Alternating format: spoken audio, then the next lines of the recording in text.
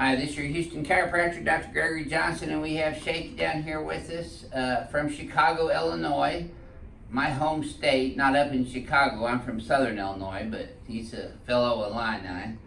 Now, Shake comes in here with a fairly unique condition that is called costochondritis, which is really inflammation of where the ribs attach to the sternum. So costo meaning rib, chondritis is inflammation of the chondral surfaces or the cartilaginous surfaces where the ribs attach to the sternum. So I've been adjusting his rib cage in the back here and also up in the front using biophysics three-dimensional adjusting procedures that I do here.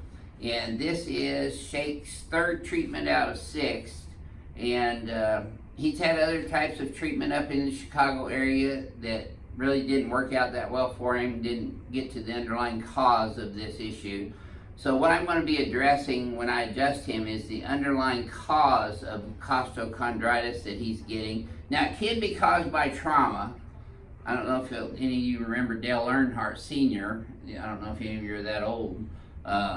But Dale Earnhardt Sr. had severe costochondritis from a car wreck that he had during the Talladega 500, and he hit the steering wheel on his sternum, so he got inflammation in the costochondral areas, which is also known as costochondritis. But you can also develop it cumulatively and repetitively over time through poor posture or working on the computer all the time, forward flexion, bad weightlifting techniques. You can develop it a whole bunch of different ways, but biomechanical postural configurations is usually the #1 cause of costochondritis. So Shake, let's have you flex your hip forward and backwards for me and look at your posture three-dimensionally first, and then neutral. See, his head's a little forward and over to the right of center. Not too bad though, it's better than it was on Monday. Pelvis is much more centered today though. You see that? See how you have equal spacing now on both sides? So that's better. Good deal. So I'm going to put him on the manual spinal decompression table here and perform the ring dinger on him. Butt right there. Now, what does this adjustment have to do with the costochondritis? What did I say I was going to be adjusting on him? His thoracic spine, his rib cage, which attaches from the posterior. That's called costovertebral joints. Slide up a little bit. That's the costovertebral joints. And then I'll be adjusting his anterior rib cage here, which are called costosternal joints. So we're actually approaching it from anterior and posterior. You can relax your hands on your tummy for me if you would, Shake.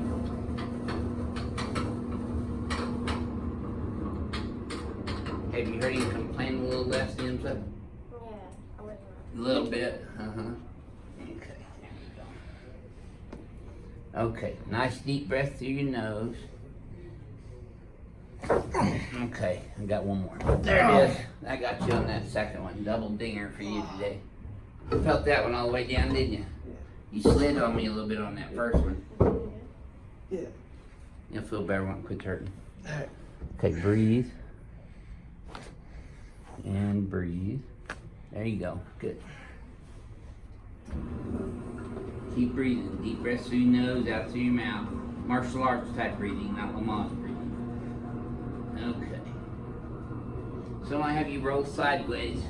Shake and come over on this table.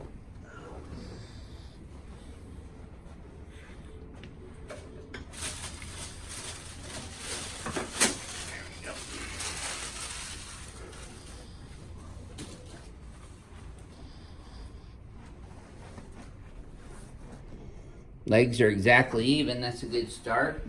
And they stay that way. That didn't really tighten up too bad in your lower back, does it? Nope. So I'm still going to start off down in his SI joint and his sacrum in the pelvis, because if you don't have a well-aligned, strong and stable base, the rest of the spine is going to compensate for that. You get compensatory biomechanical aberrations up higher. So always adjust the pelvis first.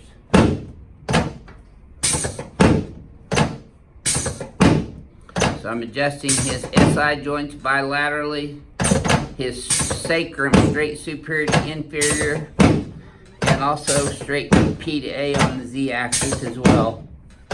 And now I'm on L5, straight P to A, L4, straight P to A, L3, L2, and then I'm going to get into his lower thoracics. Now this is where the rib cage starts, down here in the lower thoracics at T11, T12. There you go, good. So right now I am adjusting his thoracic spine vertebrae, but simultaneous with that I am adjusting his costovertebral joints, which are where the transverse process of the thoracic spine meets the rib that goes all the way around to the front. Okay. And you'll feel your head popping up here on this next one. Put the cervical curve lordosis back into his cervical spine by adjusting P to A in the cervical spine. There you go. Okay, let's turn you on your back now.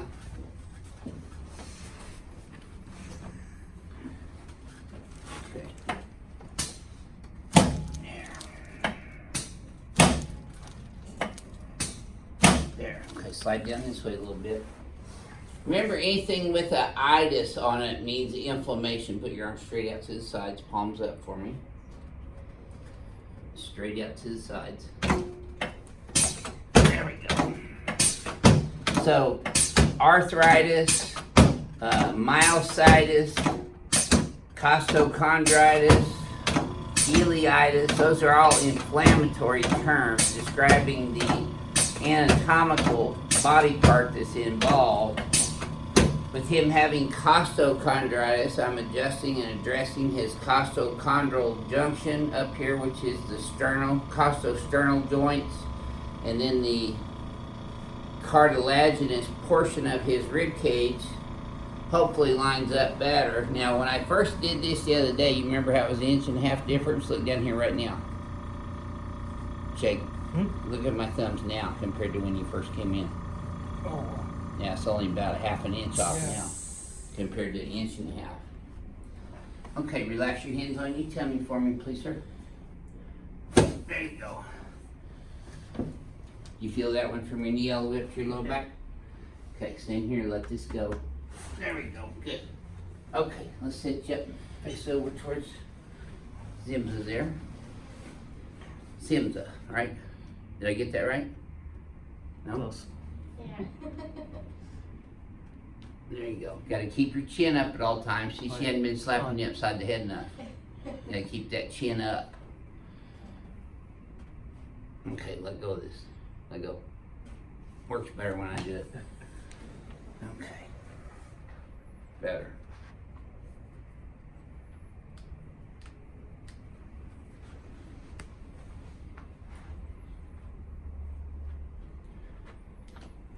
Bursitis is inflammation of the bursa. Now, a lot of times people that have costochondritis also have bursitis in those joints of the costosternal joints, because it's inflammation of the bursa, the surrounding sac of the joint. Okay, stand right here for me now, Shake. Let's take a look. Okay, we're going to flex you forward and backwards, and then neutral. That's right down the middle, man. I can't get you much better than that. The only thing I'm going to do is accentuate that. Now see how this opens up that rib cage? Do you feel that stretching in your ribs? So then we're going to come straight back and then look at the wall behind you. So this will open them up even more. There we go. Okay. Now relax and flex your head forward and backwards again. Back to neutral. Now, did that feel any easier to you than the first time you did it? Definitely. Would you mind sharing with our YouTube audience how your treatment and your exam and history went this week so far? Yeah, Dr. Johnson's been the best chiropractor I ever had.